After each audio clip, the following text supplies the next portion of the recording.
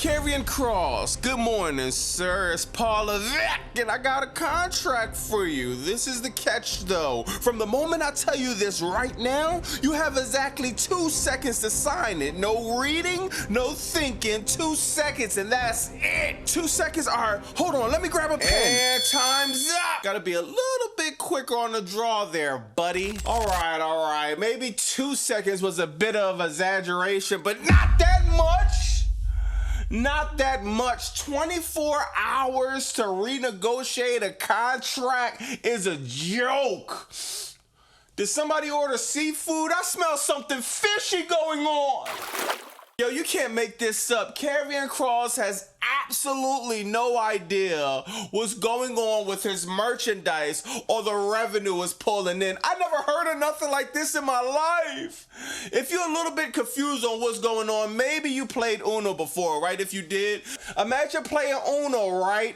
With your cards in reverse. You don't know what cards Triple H has, Nick Khan, TKO, but everyone knows what cards Karrion Kross has. Somebody in the comments, make that make sense to me.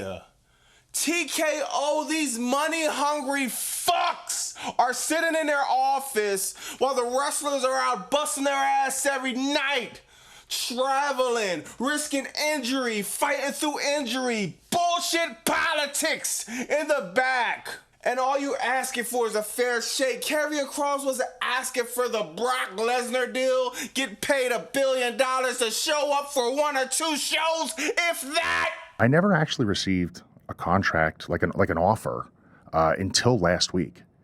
So, do you remember what day? So your contract expired August 10th, which I do believe was Sunday. Yeah. I think it was Tuesday off the top of my head. Okay. I got the offer. I wanted to know how they came to the valuation of that offer. Just wanted, some information, some metrics, some analytics that's supporting to, hey, this is how we got here. When I inquired about that, they were unwilling to provide that information and told me I had 24 hours to agree to the offer or they were rescinding it. So, the next day we talk. I ask if they have the information. They don't. And I said, I can't make an informed decision without the information. And I'd like to keep the dialogue open. And they rescinded the offer. And that's actually where we're at. Dog, Karrion Kross, he just wanted some type of transparent information of the fucking millions y'all are counting up off his name and likeness. I never seen no crap like this in my life. It's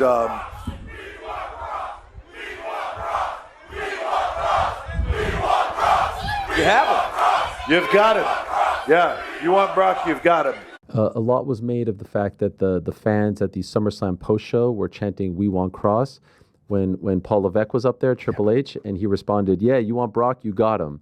Do you think he just misheard, or do you think that was on purpose? I don't know. I don't want to frame that situation, but when I did see it, I laughed because he could have misheard it, and then he has like a very dry sense of humor, and I thought there was a chance maybe he could have just been joking around. Thought he was joking. Karrion Kross, open your eyelids. I like you and all, but the joke's on you.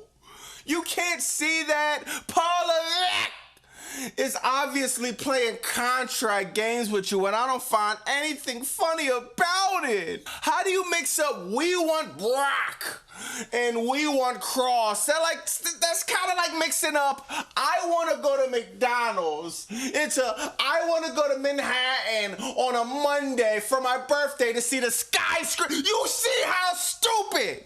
You gotta be the mix the two things up. But people are telling me, "Man, Bobby Monsoon, you being too hard on Triple H. Maybe he has a hearing problem." Well, we got the solution for that. Paula Vick, can you hear me now? Your creative direction so far has been horrible. It sucks, and that's an understatement. Show Karrion Kross the millions and millions of dollars you've been making off his merchandise, and you don't want to share a penny of it. Selfish piece of shit. This Karrion Kross situation is making me sick to my stomach. And I might need some Pepto-Bismol after this video because I can't stand to see these fucking billionaires playing around with the little guys they look at us. And it's just like, we all go through it all the time, man, being stiffed at our jobs, annoying ass managers, annoying ass assistant managers. It's all a bunch of fucking cesspool of fuckery, bro. And it's just frustrating to watch it in live time. A billion-dollar company pulling their politics, and a man's lifespan, him and his wife, is just in a balance. It's just disheartening. Whether you like Karrion Kross or not, he showed up, he has demand, and he has the top-selling merchandise. It's just like, it makes zero sense to not even want to negotiate. Now, this whole situation with Karrion Kross is unfortunate, and it brings me to ask, does WWE really think by saving money and not signing Karrion Kross is gonna help TKO get out of $3 billion of... You hear that? Do you hear that, Paula? Does WWE really think not signing Karrion Kross and thinking they're saving money is gonna help TKO get out of $3 billion of... You hear me? It ain't gonna help him get out of the $3 billion of debt.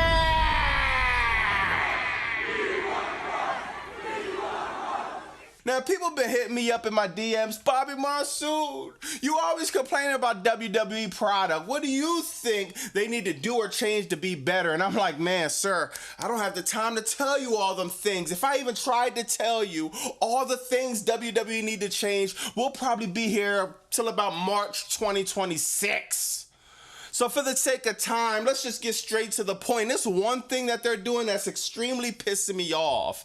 And it's, if they worried more about compelling storylines, actually giving effort, actually using gorilla position to produce TV, and not using it for a fucking sleepover, if they did that, instead of spending all their time obsessing over counter-programming All Elite Wrestling, the effort they're using to counter-program All Elite Wrestling, if that was took the right good storylines, we'd be in a much better place. Now, shout out to Ringside News. I seen this article that's just quite disturbing, if you ask me. It says John Cena's retirement tour is slowly reaching its end with around 4 months left. While WWE hasn't locked in a date for his final match, it appears that they are considering changing their date for the bout just so they could compete with AEW because they don't have anything better else to do. While speaking on Wrestling Observer Live, Brian Alvarez noted that WWE is considering changing the idea of John Cena's match so it would take place on December 27th, the same day as AEW World's End. Alvarez explained that the original plan was for the match to happen early December at Saturday night's lame event. But there is now a discussion about moving it. The idea will be run match head-to-head with AEW World's End. This is how you ended John Cena's last match. What did John Cena do to be put in a stupid-ass predicament where he had to turn heel? He got deserted by The Rock. He had to deal with Travis Scott being the reason he won Never Seen 17, whatever stupid shit he says. What did he ever do to deserve this in his final year, his final lap? Now, in other news, you got Tony Khan. He does an interview on the Z100 New York YouTube channel. I'll put the interview in the description if y'all want to check it out. Shout out to them. Tony Khan, he's on there. Tony Khan, he always has this cup, and I'm always thinking like, man, what is he drinking in that cup? What type of coffee is it? Is it decaf? And come to find out, he's drinking Delusion! Delusion, you delusional little shit!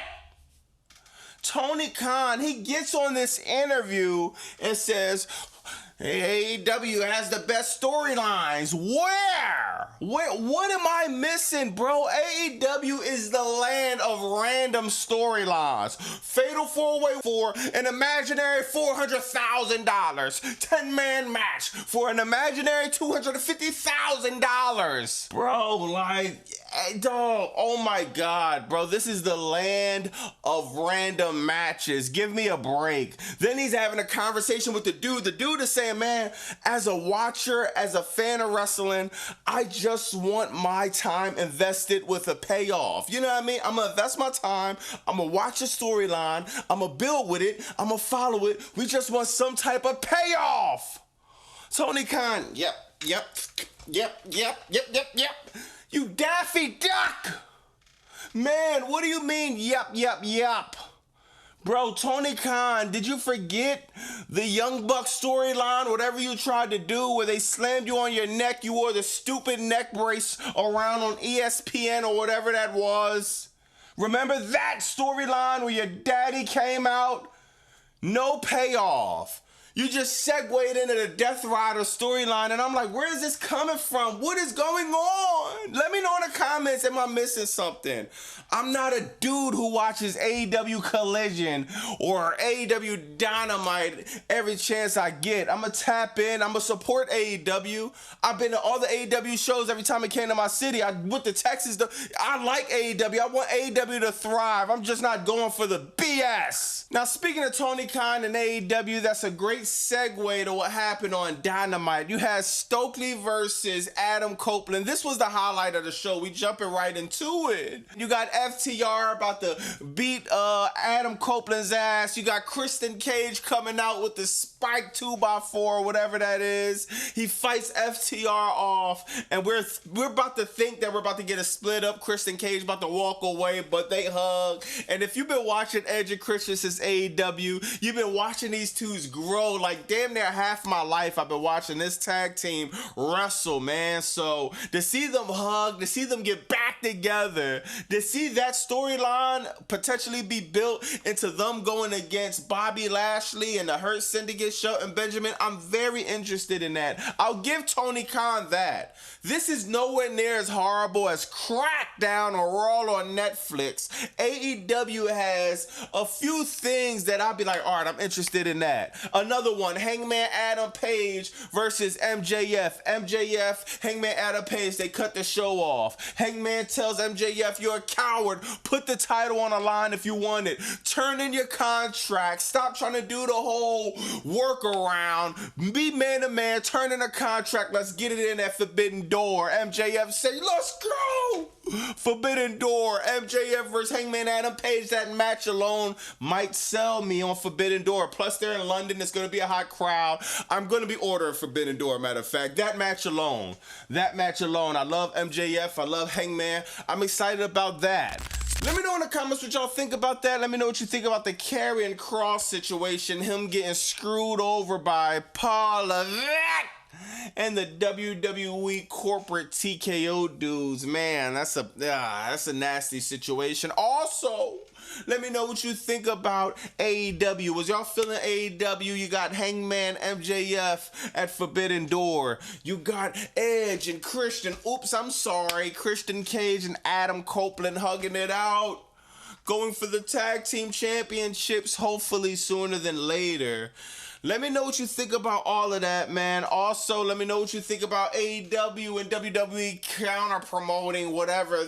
I'm just so sick of AEW versus WWE. I think both of them have a lot of work to do to get at the prime, optimal level they need to be on. But I'm going to holler at y'all in the comments. Let me know what you think about that. It's Bobby Monsoon 215. Like, comment, subscribe. Bye!